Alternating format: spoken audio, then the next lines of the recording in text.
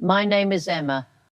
I have been walking this earth for 102 years, and I'm about to tell you something that is going to make the entire modern diet industry, all those folks selling you powders and pills and meal plans, absolutely furious. I don't track my macros.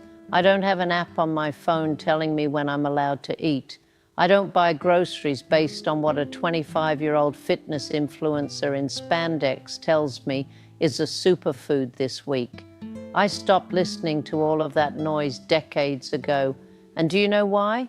Because I looked around and realized that everyone following all these complicated, stressful, ever-changing rules was getting sicker, fatter, and more tired.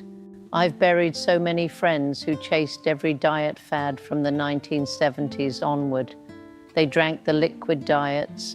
They ate the fat-free cookies that tasted like cardboard. They cut out all their carbs. Then they cut out all their meat. And almost all of them spent the last decade of their lives dependent on a plastic pill organizer just to get out of bed. I decided a long time ago that the creator of the human body probably knew exactly what to feed it. So I went back to the oldest, most time-tested manual we have. I went to the Bible and I found 5 meals, 5 simple ancient meals that I eat every single week of my life. These aren't fads. They are the exact foods that sustained prophets, fishermen, and kings. And modern science, with all its million-dollar laboratories, is only just now figuring out why these 5 meals kept our ancestors strong enough to build civilizations. Let's start with the first one, the most famous meal in all of Scripture, and the one that cost a man his entire birthright, lentil stew. You know the story in Genesis. Esau comes in from the field. He's been hunting. He is exhausted to his bones. He is starving. And his brother Jacob has a pot of red lentil stew simmering on the fire. Esau is so desperate, he says, "Feed me some of that red stuff.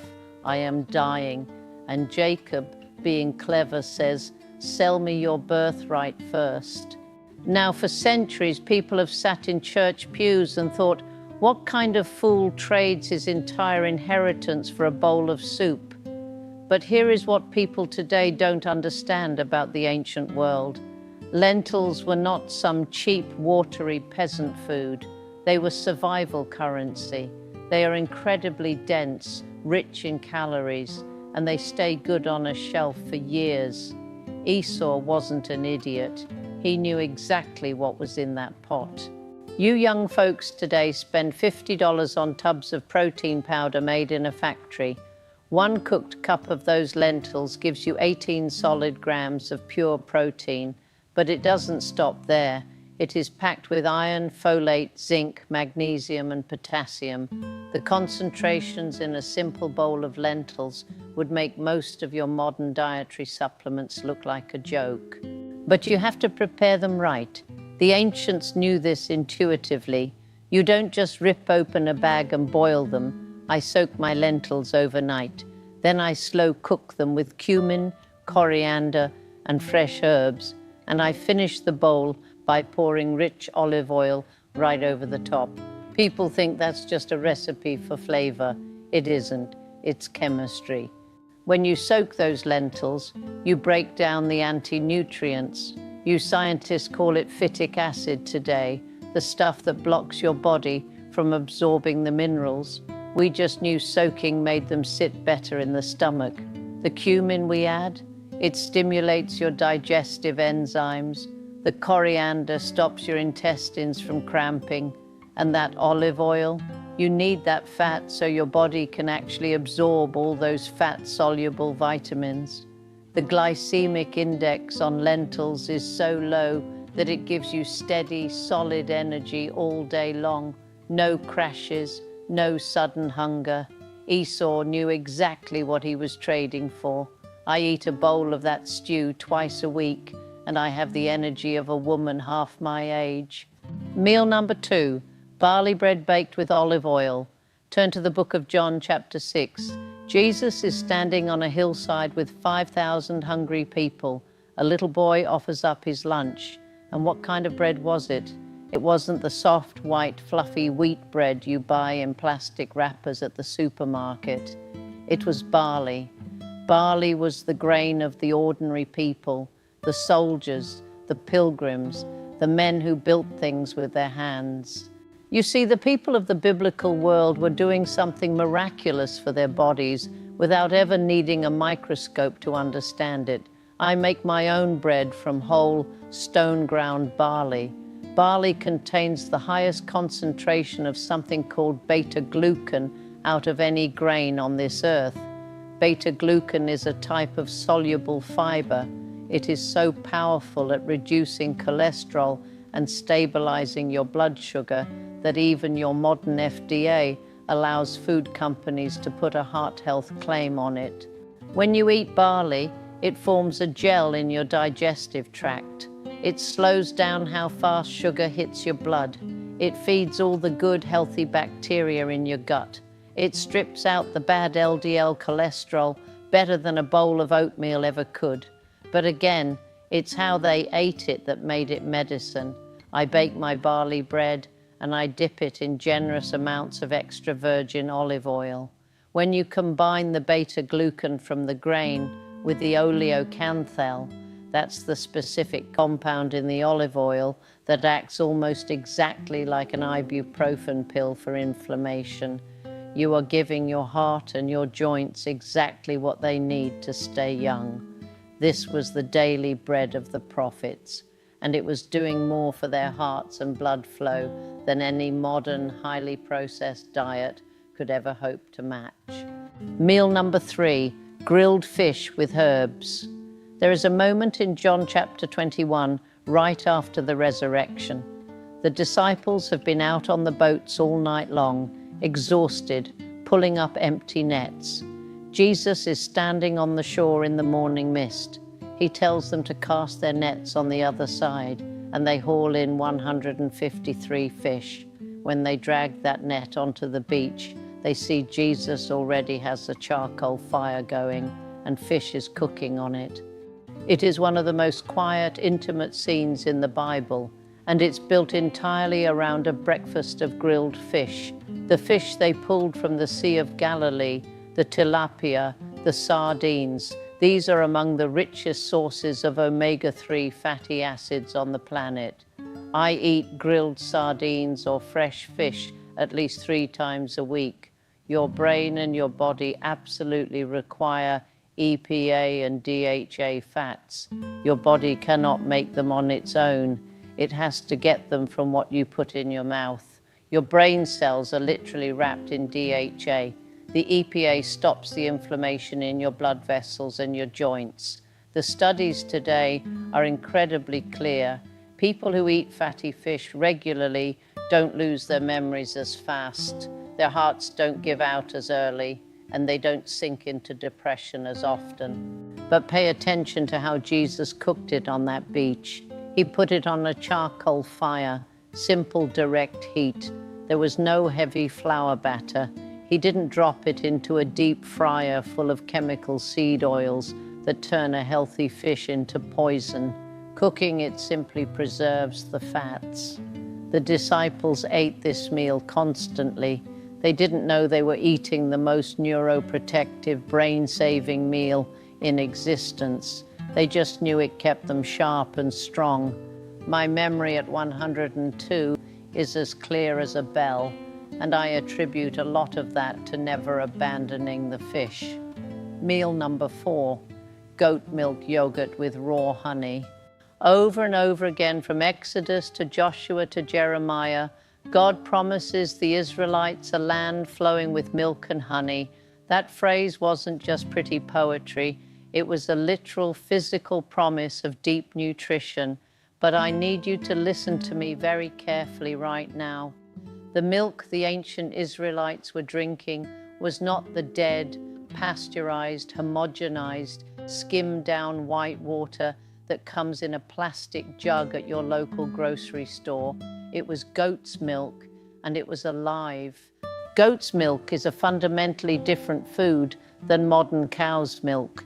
Your human gut handles it completely differently. It has smaller fat globules, which means your body doesn't have to work nearly as hard to break it down. And more importantly, the main protein in it is A2 casein. Most of your commercial dairy today is A1 casein, which is exactly what causes so many people today to have stomach pains and bloating and inflammation. Now, you take that goat's milk and you ferment it into yogurt, just like the tribes of the Middle East have done for thousands of years. When you do that, you turn it into a living ecosystem. It becomes packed with lactobacillus and bifidobacterium.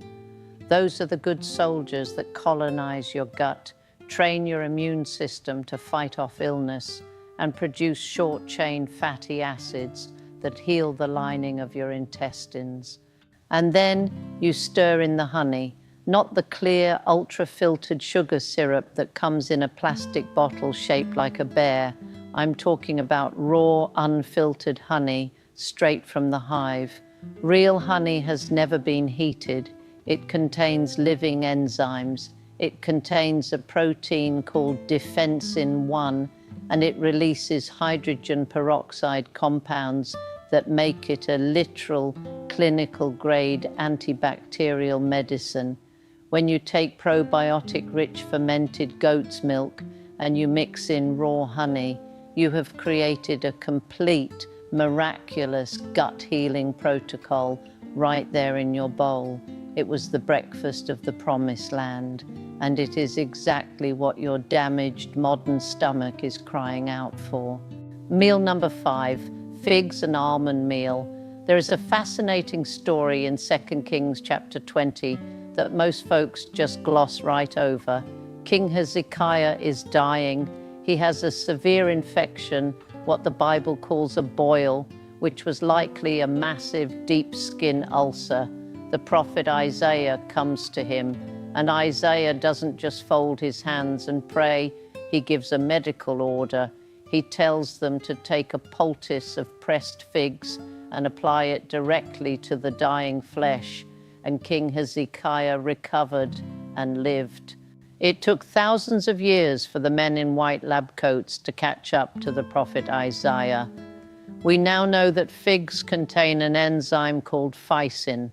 It is a proteolytic enzyme, which means it literally breaks down dead tissue and promotes the rapid healing of wounds. Figs contain compounds that stop bacteria from growing, but as a food, eaten whole, figs are basically a functional multivitamin grown on a tree. They are packed with a specific soluble fiber called pectin, which feeds the bacteria in your gut. They are heavy with magnesium, potassium, calcium, and B vitamins. I eat my figs paired with almond meal, just whole almonds ground down. Why? Because the almond was considered incredibly sacred in the ancient world. Look at the tabernacle. The menorah was decorated with almond blossoms. Aaron's rod budded with almonds. They knew the almond meant life. When you eat almonds, you are flooding your body with vitamin E, specifically alpha tocopherol, which is the exact antioxidant that surrounds your cells and protects them from aging and damage. You get magnesium, healthy fats, and prebiotic fiber. When you combine the intense mineral density of a fig with the healthy fats and proteins of the almond, you have constructed the most nutritionally perfect, life-giving snack that has ever existed. It keeps your blood sugar flat. It lowers your bad cholesterol. It is ancient, it is simple, and it works. These are my 5 meals: lentils, barley bread and oil, grilled fish, goat yogurt with honey, and figs with almonds. I don't eat them every single day, but they are the entire foundation of my life. I don't buy food that comes in boxes with barcodes and unpronounceable chemicals.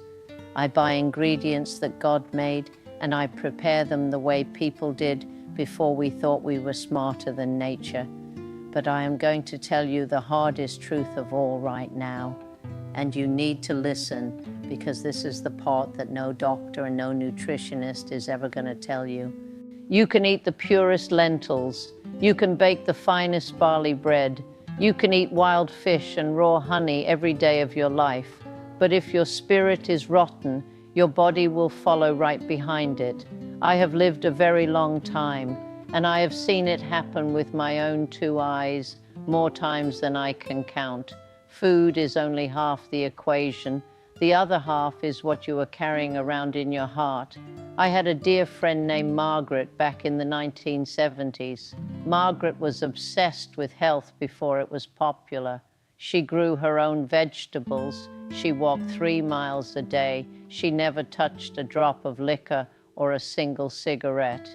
She did everything right by the book. Margaret died of stomach cancer at 64 years old. Do you want to know what actually killed Margaret? It was bitterness. She spent 35 years holding a vicious, angry grudge against her sister over a piece of property their father left behind.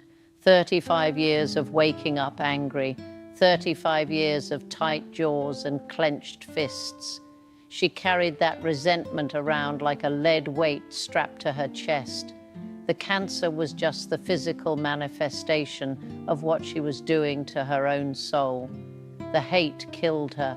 The tumor was just the weapon it used. If you want to live to see 100, you have to learn how to let things go. You have to forgive people. And I don't mean you forgive them because they apologized or because they deserve it. Most of the time they don't deserve it. You forgive them because you deserve peace. Anger is a poison that you drink, hoping the other person dies. It floods your body with cortisol. It keeps your heart rate elevated. It ruins your sleep, and it destroys your digestion. I forgave a lot of people who hurt me deeply. My father was a harsh man. He left us when I was young. I spent my 20s furious at him, and one day I realized my fury wasn't hurting him at all, wherever he was, but it was giving me terrible migraines. I let it go. I handed it over to God, and I never picked it back up. I got lighter. My body healed. You also have to stop waiting. I look at the young people today, and it breaks my heart. You are all living in a fantasy world called someday. You say, someday when I lose 20 pounds, I'll take that trip. Someday when I have more money in the bank, I'll start that business. Someday when work slows down, I'll spend more time with my kids. Someday when I retire, I'll finally start enjoying my life. Let me tell you something from the vantage point of a century on earth. Someday does not exist. It is a lie the devil tells you to steal your present moment. My husband Thomas was the love of my life.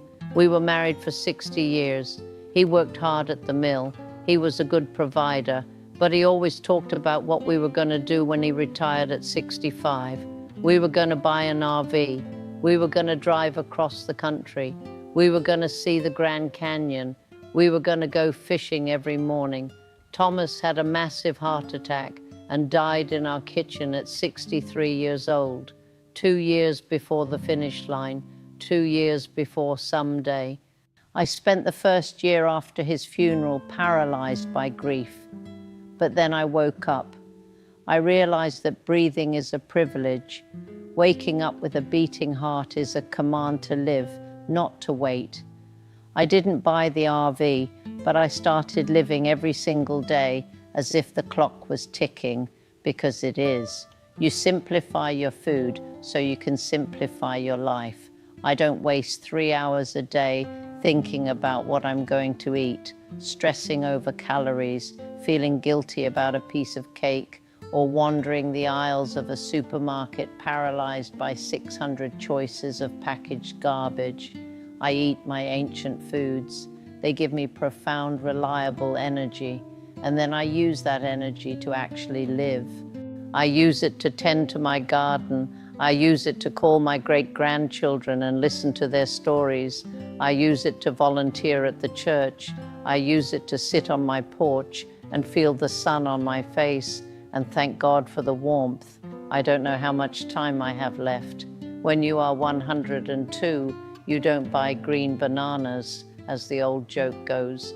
The Lord could call me home tomorrow, or he could leave me here for another 5 years. It doesn't matter to me. I am ready. But you still have time, and you are wasting it. You are wasting it obsessing over the wrong things. You are overcomplicating your health and underappreciating your life. Stop chasing the newest, shiniest health hack. There are no hacks. There is only nature, discipline, and simplicity. Go get yourself some lentils, bake some real bread, eat fish pulled from the water, find real raw honey, and then, once your body is fueled by the things it was designed to run on, go do the hard work of living. Pick up the phone and call your mother. Forgive your brother. Stop staring at your screens and look at the sky. Tell your children you love them every single day. Laugh until your ribs ache, even when life is hard, especially when life is hard. Your body is a temple, yes, so feed it the sacred foods. But a temple is meant to be a place of joy, worship, and peace, not a place of stress and constant renovation. Eat simply, love deeply, forgive quickly, and stop waiting for someday. My name is Emma. I am 102 years old, and I am still here.